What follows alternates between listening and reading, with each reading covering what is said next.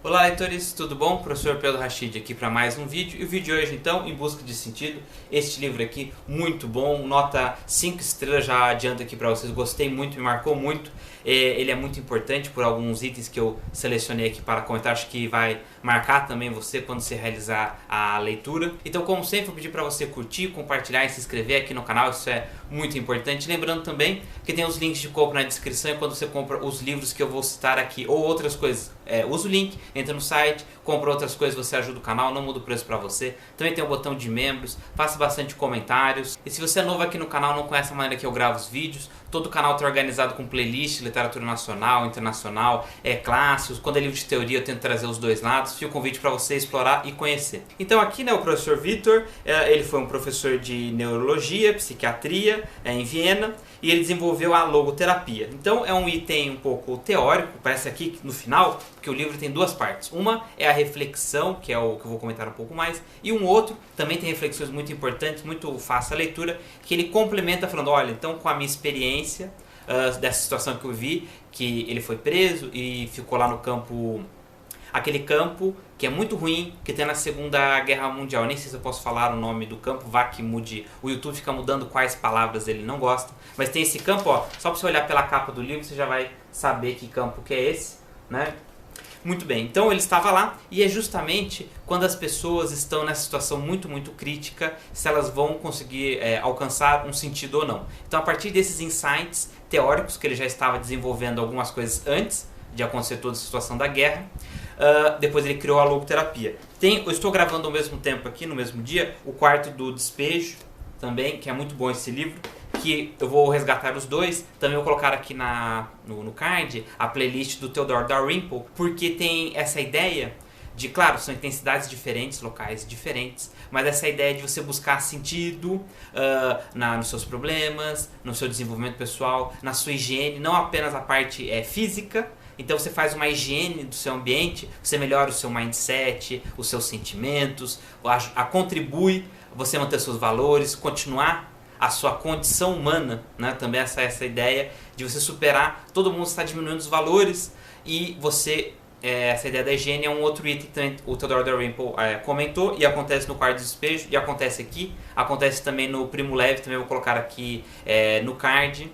Vou linkar todos os vídeos o máximo possível, todos aqui no card ou na descrição, justamente também tem esse aspecto da higiene, porque tem algumas cenas, momentos aqui, alguns trechos que vão nessa direção dessa importância. Claro, é um conjunto de itens que ele trabalha, com uma leitura muito leve, agradável. Eu não queria usar agradável, porque o tema ele é importante, porque o seu desenvolvimento pessoal se torna assim muito, para mim foi muito importante, realmente me marcou muito a leitura. É muito agradável a leitura, mas também tem essa ideia do tema, né? Então eu não sei se é a melhor palavra, ou pode ter alguma... Ele escreve muito bem, você entende, tem exemplos muito fortes, muito marcantes para essa sua reflexão do que ele quer alcançar. Que mais aqui que eu queria comentar? Então, já comentei, né? Tem duas partes do livro. A primeira parte é o que eu vou focar mais, que eu escolhi mais trecho. Tem uma segunda situação que eu já vou colocar agora, que tem vários trechos que eu não selecionei ou vou comentar de forma superficial, porque são trechos das pessoas que elas estavam lá e elas escolheram desistir. Será que você me entende? Não posso falar a palavra que infelizmente, fora todos os outros problemas, né, e o objetivo, um dos objetivos desse campo aqui, era essa ideia da eliminação, mas as pessoas, algumas desistiram e ele trata isso aqui, só que esses trechos, como o YouTube não gosta, não consegue diferenciar a palavra, né, não ser a favor e contra, tem essa ideia de talvez incentivar, né, se a pessoa já está passando por esse momento, alguma situação assim, mas eu estou dizendo que tem, e também fica o aviso. Não digo que seja em grande quantidade, mas acho que é importante comentar. Eu vejo vários booktubers comentando também quando acontece itens nessa direção. Então, basicamente, a estrutura é um pouco de diário, um pouco do cotidiano. A mesma ideia acontece no Primo Levi. E a partir dessas experiências, são pequenos trechos, né? São como se fossem mini capítulos de poucas páginas. E, às vezes, logo depois vem uma pequena história ou um exemplo. E um pouquinho, talvez, de teoria. Aí, na segunda parte, que são algumas poucas páginas. O livro não é grande. O livro tem 180 páginas. Essa edição aqui, a letra, você pode observar que ela é um pouco pequena, mas não me atrapalhou em nada porque essa fonte é diferente. então não há nenhuma dificuldade aqui. Então agora eu vou para os trechos para vocês terem alguns referenciais. Na 102. Quando um homem descobre que seu destino lhe reservou um sofrimento, tem que ver nesse sofrimento também uma tarefa sua, única e original. Mesmo diante do sofrimento, a pessoa precisa conquistar a consciência de que ela é única e exclusiva em todo o cosmos dentro desse destino sofrido. Ninguém pode assumir dela o destino e ninguém pode substituir a pessoa no sofrimento. Página 7. Esses momentos de conforto, contudo, não estabelecem o desejo de viver, a menos que ajudem o prisioneiro a ver seu sentido maior no seu sofrimento, aparentemente destituído de significado. É aqui que encontramos o tema central do existencialismo. A vida é sofrimento, e sobreviver é encontrar sentido na dor. Se há, de algum modo, um propósito na vida, deve havê-lo também na dor e na morte. Mas pessoa alguma pode dizer a outra o que é esse propósito. Cada um deve descobri-lo por si mesmo e aceitar a responsabilidade que sua resposta implica.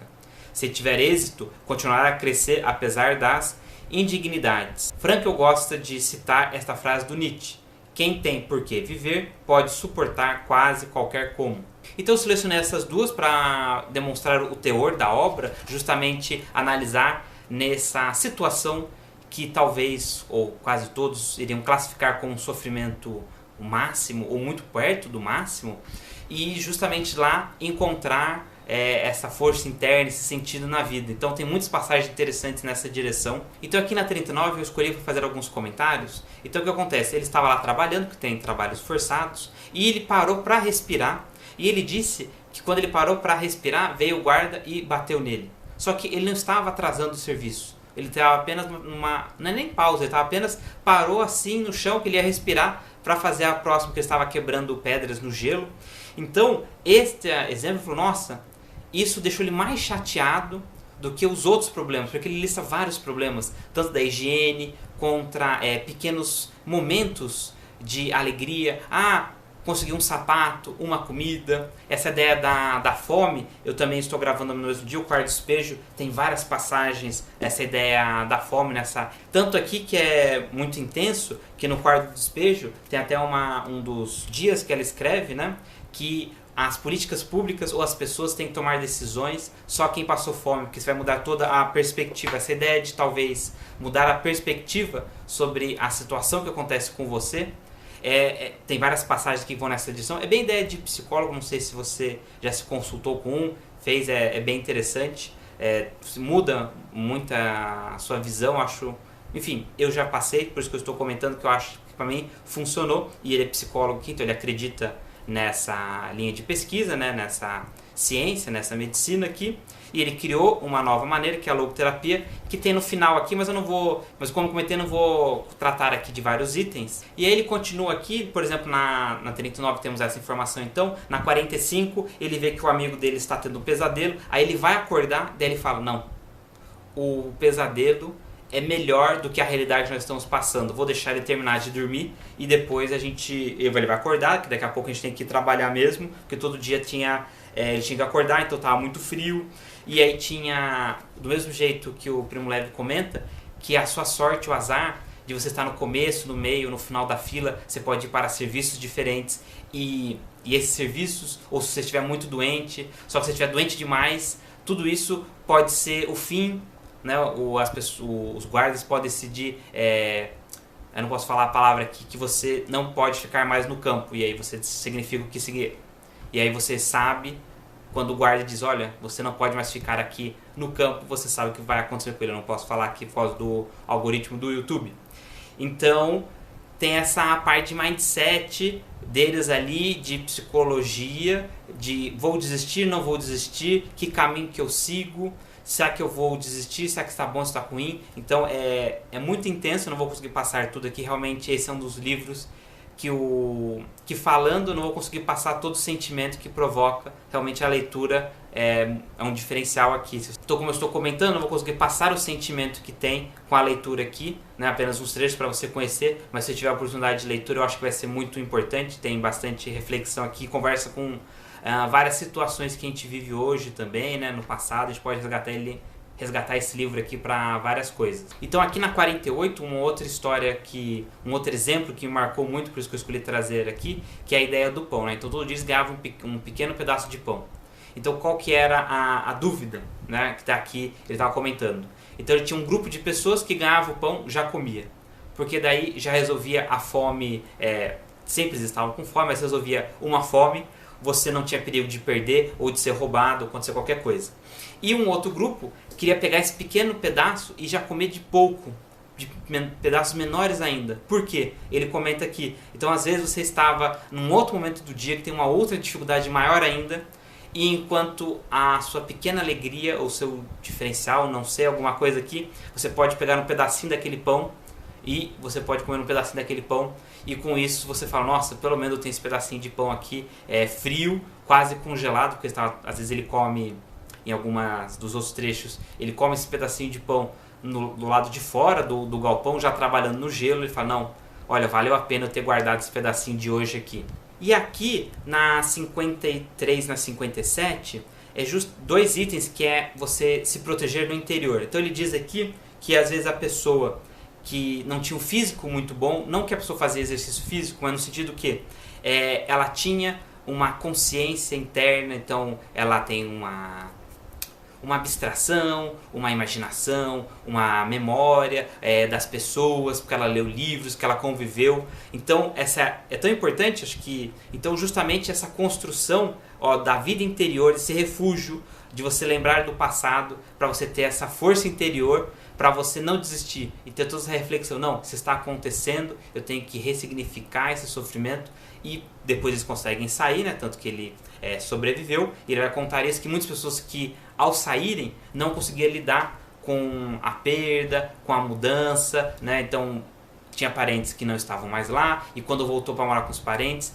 eles não conseguiam voltar à realidade, porque não conseguiam se reorganizar com esse sentimento aqui. E parte da técnica que ele estava buscando construir, né, que é a logoterapia, é para ajudar nesse sentido. Então aqui uma frase da 77 que ilustra essa dificuldade alinhada à vida interior, e tinha tantas dificuldades que muitos desistiam, e aí temos a frase: o prisioneiro então prefere que o destino o livre da obrigação de se decidir.